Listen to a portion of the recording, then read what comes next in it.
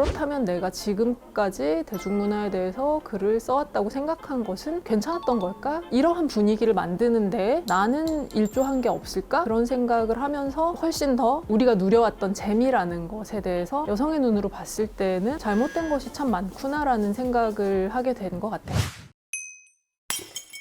저는 여성과 대중문화에 관한 글을 주로 쓰고 있는 최지은입니다.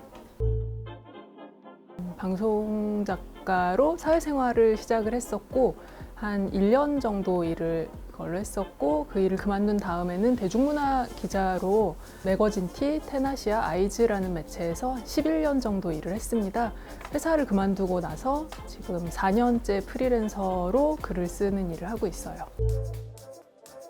그냥 내가 재미있는 거를 좀, 그리고 어쩌면 이게 내가 다른 일보다 잘할 수 있는 일일 것 같은데 그러면 이걸로 내 일을 만들어도 좋지 않을까라는 생각을 하게 됐던 것 같아요. 물론 그렇게 되면 좋은 번화가에 있는 빌딩에 있는 회사도 못 다니게 되고 정장을 입을 수 있는 직장도 아니게 되고 뭐 돈을 얼마나 벌 수 있을지도 모르고 어쨌든 그래도 내가 진짜 나라고 생각되는 일을 하면 좋겠다? 그걸 받아들이면서 조금씩 그 방향으로 갈 수 있었던 것 같아요. 2015년이라는 해에 정말 한국 사회에서 다방면의 여성 혐오에 대해서 많은 일이 일어났고 그때를 전기로 정말 사회 전체 그리고 여성들이 아주 많은 변화를 일으켰는데 저한테는 가장 기억에 남는 게 몽달쌤 팟캐스트 여성 혐오 논란인 것 같아요. 왜냐하면 제가 그 전까지 거의 한 10년 가까이 대중문화 기자로 일을 하면서 저는 나름대로 열심히 생각을 하면서 기사를 썼다고 믿었어요. 잘못된 것에 대해서도 이야기하고 있다. 그리고 이제 좋은 것에 대해서 정확하게 말하고 있다라고 생각했는데 그들이 어떠한 여성 혐오적인 발언을 했는지가 기사화되고 알려지고 나서 저는 되게 놀랐어요. 나는 왜 이걸 몰랐을까? 그렇다면 내가 지금까지 대중문화에 대해서 글을 써왔다고 생각한 것은 괜찮았던 걸까? 이러한 분위기를 만드는데 나는 일조한 게 없을까? 그런 생각을 하면서 훨씬 더 우리가 누려왔던 재미라는 것에 대해서 여성의 눈으로 봤을 때는 잘못된 것이 참 많구나라는 생각을 하게 된 것 같아요.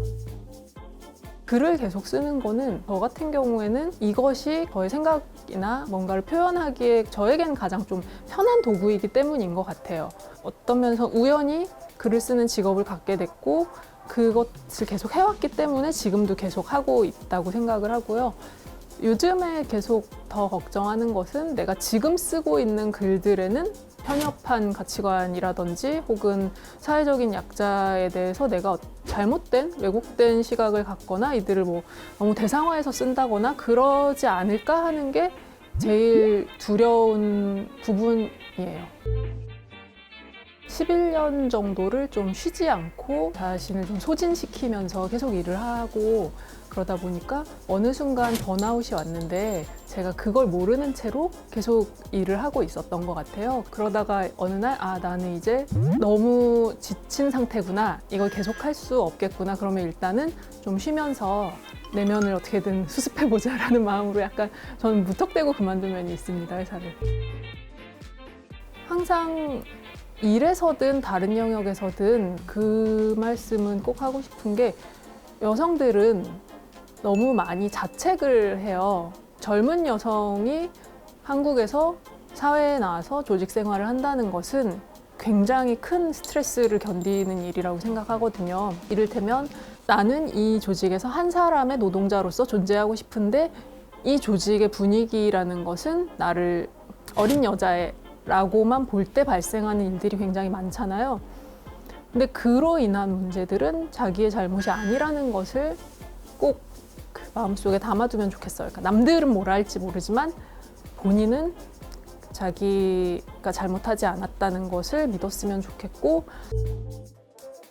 회사 안에서 나를 지지해줄 사람들이 있는지를 찾아보면 좋겠고 또 꼭 회사에서 만난 사람이 아니더라도 회사 밖에서 나하고 연결되어서 나를 지지해줄 수 있는 사람은 누가 있을지도 생각을 해보고 그리고 가능하면 그 사람과 연결되도록 노력을 하면 좋겠어요. 출근길의 주문이라는 이다혜 작가님의 책을 보면 그 여성 선배에게 먼저 좀 아랫세대의 사람이 도움을 요청하거나 손을 내미는 거를 추천한다는 그런 얘기가 있어요. 이거는 또 그러니까 뭐냐면 어느 정도 나이를 먹고 나면 나보다 젊은 사람이라든지 뭐 업계 후배에게 먼저 만나자고 하거나 막 그러는 게 되게 괜히 상대방은 나를 꼰대라고 생각하거나 너무 오지랖이라고 생각하거나 불편해할 수도 있는데 괜히 막 그러는 거 아닐까라는 생각을 한다는 얘기를 하세요. 근데 저도 그런 것 같아요. 내가 감히 뭐 그런 얘기를 한다고 그런 생각이 들 때가 있는데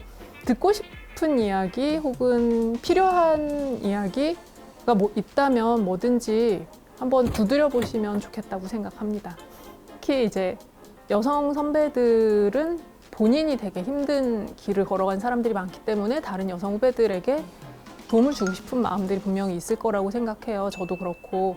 그래서 이제 그런 식의 시도들을 좀 해보면 좋겠어요.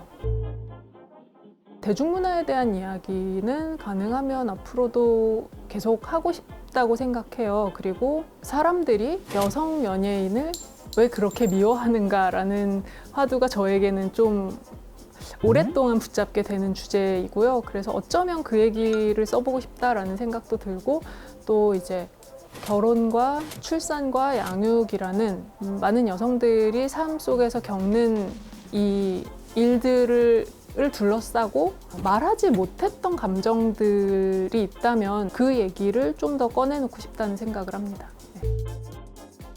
그러니까 제가 20대에 살았던 한국 사회와 이분들이 20대와 30대 초중반을 보내고 있는 한국 사회는 굉장히 다른 곳일 거예요. 근데 중요한 것은 세대와 무언가를 다 막론하고 자기 자신을 돌보는 것이 가장 중요하다는 얘기를 하고 싶고요.